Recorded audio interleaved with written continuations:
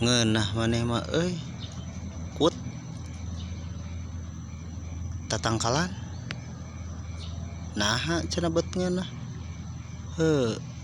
tumbuhan moal ditakonan urang mah bakal ditakonan sia asli tinggal di tumbuhan mah ngan pedah teu bisa leuleumpangan ari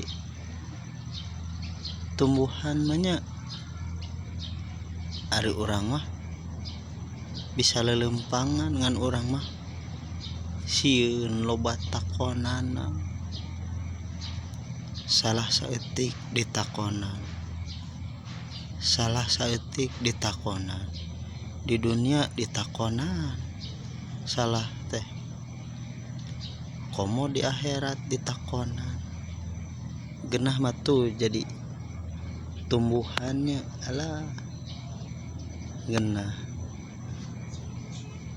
jabat tumbuhanna bisa ngadoakeun arurang anu salah urang mengadoakeun batur teh asa beratnya